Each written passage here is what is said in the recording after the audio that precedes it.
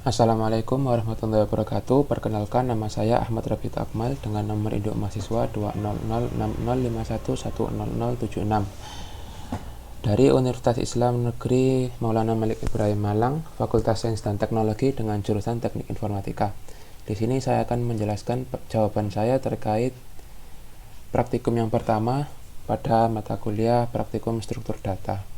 Nah, ini terkait array. Jadi pada soal yang pertama kita diberikan kasus untuk bagaimana mengurutkan array dan kita memasukkan sebuah angka baru dalam array tersebut, sehingga nanti array-nya hasilnya akan terurut. Tuliskan listing untuk method insert untuk menyimpan elemen array secara berurutan. Jadi di sini method insert yang telah saya buat yakni sebagai berikut, di mana terdapat method insert yang memiliki parameter integer value, kemudian terdapat array yang berisikan indeks bernama n element, array n element sama dengan value, kemudian terdapat n element increment, di mana jadi n element increment itu untuk menambahkan slot. Jadi slot tersebut itu semakin bertambah seiring bertambahnya angka yang masuk pada array tersebut. Nah, untuk mengurutkannya sendiri di sini menggunakan perulangan for integer i sama dengan 0, di mana i kurang dari n element, kemudian i increment. Di dalam perulangan tersebut terdapat perulangan lagi, yaitu perulangan for integer j sama dengan 0, kemudian j kurang dari n element sama dengan 1, kemudian j increment. Nah, dalam perulangan tersebut terdapat pernyataan if array yang berisikan j lebih besar daripada array yang berisikan j plus 1. Jika itu terjadi, maka integer temp ini temporary, di mana sementara, sama dengan array di dalamnya terdapat j, kemudian array yang di dalamnya terdapat j sama dengan array yang j plus 1, kemudian array j plus 1 sendiri sama dengan temp itu sendiri. Jadi yang nilainya lebih besar itu ditukar dengan nilainya lebih kecil. Jadi semakin geser ke kanan, maka nilai yang paling besar dalam array tersebut itu terletak pada kanan sendiri. Nah, kemudian apabila kita menginsertkan nilai baru pada array tersebut, akan otomatis gitu. Jadi otomatis tertukar gitu. Ini saya beri contoh, run file.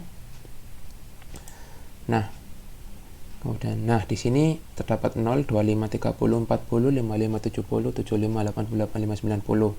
Nah, ini defaultnya. Kemudian misal ingin saya tambah di sini insert nilai berapa? Misal 20. Insert 20.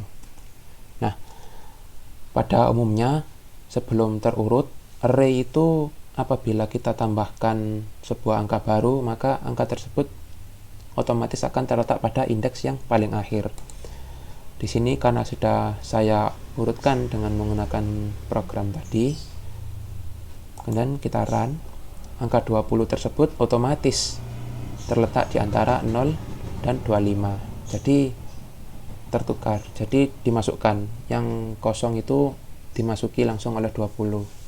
Yang lebih besar ditaruh di kanannya. Nah, itu untuk nomor 1. Kemudian lanjut yang nomor 2. Di sini kita mencari sebuah angka pada array dengan metode binary search. Pada umumnya kan menggunakan linear search, di mana mencari satu-satu dari awal hingga akhir.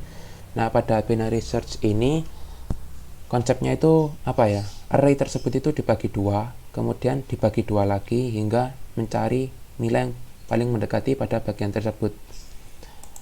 Nah, di sini tuliskan listing untuk method find yang mengimplementasikan binary search. Nah, pada method find, di sini terdapat public boolean find, di mana memiliki parameter integer k.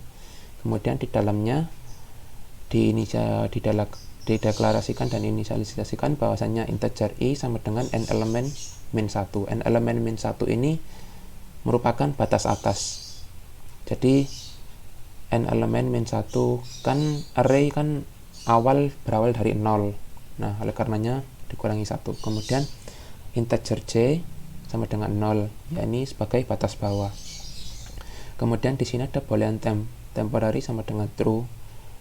Boolean ini, true ini untuk melengkapi booleannya, jadi nanti menggunakan true false.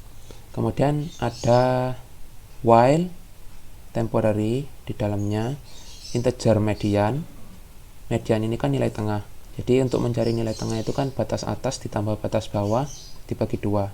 Jadi integer median sama dengan i batas atas ditambah j batas bawah dibagi 2. Kemudian if, terdapat if array yang berisikan median sama dengan key. Key ini nilai yang mau kita cari. Nah, apabila if med sama dengan key, maka temp sama dengan false. Jadi temporary tadi itu false nanti. Kemudian return true. Kemudian terdapat else if, jika batas bawah lebih besar daripada batas atas, maka break. Jadi codingan di atas ini berhenti. Nah, yang terakhir, apabila if array yang berisikan median kurang dari key, nilai yang kita cari, maka j batas bawah sama dengan median ditambah 1, nilai tengah ditambah 1. Else i, jika array yang berisikan median tadi lebih besar daripada key, nilai yang kita cari, maka batas atas sama dengan median dikurangi 1. Pada kelas ini return false. Nah, jadi begitu. Dengan pemanggilan seperti ini, di mana integer key, misal yang kita cari itu 55. Nah, if array metode find tadi dipanggil, yang berisikan key dipanggil, jika itu terjadi, maka yang muncul pada output yaitu key sama dengan key ditambah ditemukan. Jadi hasilnya nanti ditemukan. Apabila hal tersebut tidak terjadi, maka key tidak ditemukan. Nah, di sini kita run saja outputnya. Nah, 55 ditemukan. Jadi pada array 0 hingga 90 ini angka 55 dapat di dalamnya. Semisal kita cari angka yang tidak ada di sini, angka berapa? Angka 50. Integer key sama dengan 50. Dan kita run. Nah, 50 tidak ditemukan. Mengapa? Karena tidak ada dalam array. Jadi begitu. Itu untuk nomor 2. Kemudian yang nomor 3, kita disuruh untuk memahami storing object. Nah, di sini tidak jauh berbeda dengan listing yang nomor 5, hanya saja di sini mahasiswa itu sebagai objek gitu. Nah, di sini pada kelas mahasiswa terdapat metode mahasiswa yang berisikan nim nama asal. Kemudian ada public void metode display mahasiswa untuk menampilkan nim nama asal tadi. Kemudian ada metode get nim untuk mendapatkan nomor induk mahasiswa. Nah, pada data array up di sini insert memanggil metode insert, kita isikan nim nama asal. Nah, metode insert di sini berisikan array mahasiswa yang indeksnya merupakan n elemen, yaitu new mahasiswa nim nama asal. Nah, mahasiswa nim nama asal ini dipanggil dari kelas mahasiswa tadi. Kemudian n elemen increment, jadi bertambah terus gitu. Slot untuk terisi array-nya itu. Kemudian untuk metode display array, ya ini menggunakan perulangan integer i, di mana i sama dengan 0, i kurang dari n elemen, i increment, yang berisi mahasiswa berindekskan i, kemudian memanggil display mhs. Jadi mhs indeks i memanggil display mhs yang berasal dari kelas mahasiswa. Langsung saja kita run. Jadi pada data array up ini kita tinggal memanggil saja, manggil insert yang kemudian kita isi nim nama asalnya, kemudian kita memanggil display array. Gitu saja sih. Kemudian kita run. Nah, hasil di sini seperti pada modul, yaitu ini. Ya, sama lah.